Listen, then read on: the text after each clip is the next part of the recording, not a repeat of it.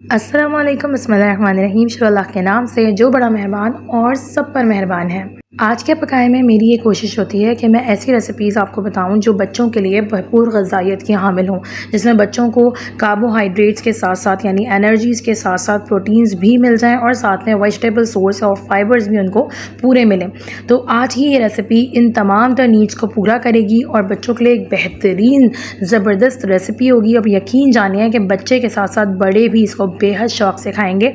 तो फिर आइए इसे शुरू करते हैं। तो सबसे पहले मैंने यहाँ पर ले ली है 350 ग्राम चिकन। आप कम भी ले सकते हैं और ज़्यादा भी कर सकते हैं। और उसके अंदर मैंने डाल दिया है ब्लैक पेपर और सॉल्ट 1 टीस्पून्स। इसके अलावा मैं इसके अंदर एक बड़ी इलायची डाल रही हूँ। इस तरह स्नैप करके तोड़ के डालेंगे तो बहुत अच्छे फ्लेवर्स इसके रिलीज़ होते हैं। अब जितना पानी चिकन को बिल्कुल अच्छी तरह से डुबो दे भिगो दे उतना आपने लेना है। मैंने यहाँ पर लिया है आधा लीटर पानी।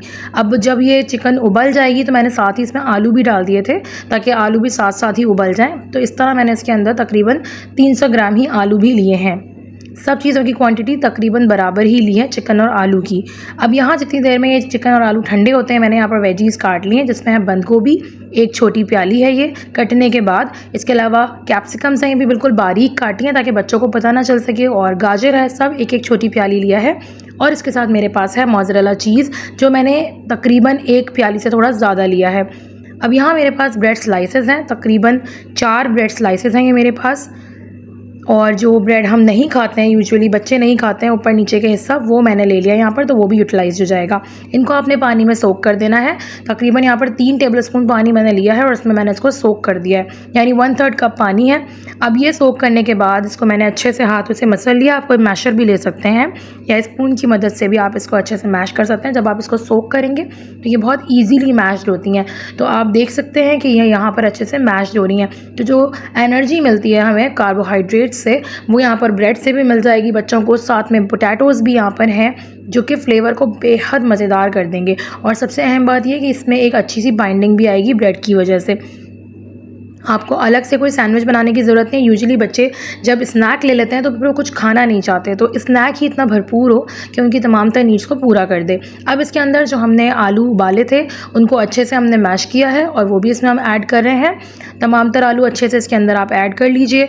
अब यहाँ इस स्टेज पर मैं ऐड कर दूँगी चिकन को भी मैंने अच्छे से श्रेड कर दिया और वो इसमें मैं ऐड कर रही हूँ। सब चीज़ें आप देख सकते हैं यहाँ पर कितनी हेल्दी हैं और कितनी अच्छी हैं।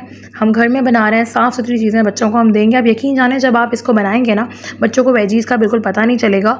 मैंने वेजीज़ थोड़ी सी बड़ी साइज़ में रखी हैं ताकि मैं फ़ील करूँ इसको, क्योंकि मैं बड़े लोगों के लिए बना रही हूँ। आप बच्चों के लिए बनाएंगे तो आप इसको बिल्कुल बारीक कर सकते हैं। अब सारी वेजीज़ और मोज़रेला चीज़ हम यहाँ पर ऐड कर देंगे। मोज़रेला के साथ अगर आप चाहें तो आधी प्याली आप इसके अंदर चेडर भी ऐड कर सकते हैं चीज़, और आधा प्याली आपने इसके अंदर मोज़रेला भी ऐड कर सकते हैं, आपकी मर्ज़ी है। अब इसके अंदर मैं डाल रही हूँ 3.5 टेबलस्पून यानी कि 1/3 कप कॉर्नफ्लावर डाल रही हूँ मैं। मकई का आटा है ये, कॉर्नफ्लावर है ये, तो वो डालेंगे हम यहाँ पे। और साथ में बहुत ही थोड़े से स्पाइसेस इसमें डलते हैं, बहुत बेसिक, जिसके अंदर 1 टीस्पून नमक है, 1 टीस्पून लाल मिर्च है, 1 टीस्पून काली मिर्च है। इसके अलावा ½ टीस्पून हमने इसके अंदर ज़ीरा पाउडर लिया है और साथ में मैंने यहाँ पर चिकन पाउडर लिया है 1 टीस्पून। ये ऑप्शनल है, आप चाहें तो ना भी ऐड करें, लेकिन फ्लेवर ज़रा इन्हांस हो जाते हैं तो इसलिए मैंने इसको यहाँ पर ऐड किया है। अब इसको खूब अच्छी तरीके से हम मिक्स कर लेंगे। बड़े आराम से, ये बहुत अच्छी बाइंडिंग हो जाती है इसकी। तो अच्छे से आपने यहाँ पर इसको मसल के मिक्स करना है ताकि तमाम तर इंग्रेडिएंट्स एक साथ मिक्स हो जाए और तमाम सब्जियां आलू के साथ अच्छे से बाइंड हो जाएं, चिकन वगैरह सब मिक्स हो जाए। अब ये अच्छा सा यहाँ पर हमारा एक बैटर रेडी हो गया है। अब इसको आपने रेफ्रिजरेट कर दिया है और आधे घंटे बाद जब मैंने इसको निकाला है तो देखें ये कितना मज़ेदार सा बैटर बन गया है। अब आपने कोई भी एक पैमाइश के लिए, मेजरमेंट के लिए स्पून ले लेना है और उसके हिसाब से ही आपने तमाम बॉल्स लेने हैं इसके, और फिर उनको आपने एक रेक्टेंगल सिलेंडर का शेप दे देना है। हाथों को थोड़ा सा ऑयल से ग्रीस कर लीजिएगा, बड़ी ईजीली शेप हो जाता है इनका। और आपको मैं बताऊंगी अभी जो हम इसकी कोटिंग करेंगे तो वो कितनी ज़बरदस्त होगी और आपको अंदाज़ा होगा कि कितना मज़े का हेल्दी स्नैक है बच्चों के लिए और कितना अच्छा रिच स्नैक है ये। तो इसी तरीके से हम सारे यहाँ पर बना लेंगे। स्पून की मदद से आपने इसको नापना है ताकि तकरीबन तमाम के साइज़ एक जैसा ही हो, और बस उनको आपने हाथों पर रोल करना है। हाथ ग्रीस रखिएगा और इनको शेप दे दीजिएगा। ज़रूरी नहीं है आप यही शेप दें, आप डिफरेंट शेप्स भी दे सकते हैं। मैं यहाँ पे बाइट साइज़्ड बना रही हूँ, आप चाहें तो इनको ज़रा बड़े साइज़ में भी बना सकते हैं। अब इसके बाद इसकी कोटिंग के लिए मैंने लिया है यहाँ पर मैदा, इसे मैंने छान लिया है, सिफ्टेड मैदा है, 2 अंडे लिए हैं हमने और साथ में ब्रेड क्रम्स लिए हैं। तो जो 2 अंडे हैं उनको अच्छे से आपने फेंट लेना है, चाहें तो आप इसमें दूध ऐड कर दीजिए तो ज़रा ज़्यादा चल जाएगा ये अंडा, और अगर आप चाहें तो बिल्कुल प्योर एग्स ही यूज़ कर सकते हैं। अब सबसे पहले आपने एक एक ब्रेड रोल को या क्रॉकवेट्स को डिप करना है मैदे के अंदर, इसको अच्छे से डस्ट करना है। उसके बाद आपने इसको एग योक जो हमने बनाया है, एग वॉश, उसके अंदर इसको अच्छा सा डिप करना है, अच्छी तरीके से कोट करना है, और उसके बाद हमने इसको एग वॉश के बाद आपने इसको ब्रेड क्रम्स में रोल करना है। तो ब्रेड क्रम्स मैंने नॉर्मल सिंपल जो हम सिंपल ब्रेड होती है हमारी, उसी को ग्राइंड करके बनाया है, और ये देखिए कितना मज़े का ये बन गया है। तो ये बड़ी तेज़ी से बनता है, मैं आपको दिखाती हूँ कि मैं एक साथ बहुत सारों को डस्ट कर रही हूँ मैदे में, और फिर उसके बाद उनको एग वॉश देती हूँ, और फिर डायरेक्ट इसको आप किसी बड़े बर्तन में अगर आप लोग रखेंगे ब्रेड क्रम्स को तो बहुत इजीली रोल्ड हो जाएंगी सब चीज़ों के ऊपर। बहुत मज़ेदार रेसिपी है ये, और बहुत जल्दी बन जाती है, बहुत इजीली बन जाती है, और सबसे अहम बात यह है कि अपने बच्चों को आप हेल्दी चीज़ खिला सकते हैं। एक ऐसा ब्रेकफास्ट, एक ऐसा स्नैक, एक ऐसा लंच बॉक्स आप बना सकते हैं जिसमें आपके बच्चे को हर चीज़ मिल जाएगी, कार्ब्स से लेके प्रोटीन्स, इसके अलावा फाइबर्स, वेजीज सब मिल जाएगा उसको। तो यहाँ इस तरीके से आप इसको एयर टाइट कंटेनर में भी रख सकते हैं। 1 बाय 1 एक आप इसमें क्लिंच रैप लगाते रहें और इसको लेयर्स करते रहें। अच्छा, मैं यहाँ पे आपको कुछ फ्राई करके दिखा रही हूँ, जिसके लिए मैंने तेल को खूब अच्छा गर्म कर लिया है, और अब मैं इसको हाई फ्लेम पर डाल रही हूँ जो मुझे फ्राई करने हैं क्रॉकेट्स, और जब इनका कलर चेंज होगा तब मैं इनको पलटूंगी। उससे पहले आपने इनको टर्न नहीं करना, ना ही इनको फ्लिप करना है, ना इनको हिलाना जुलाना है। तो जब कलर इसका चेंज हुआ तब मैंने इसको फ्लिप किया है।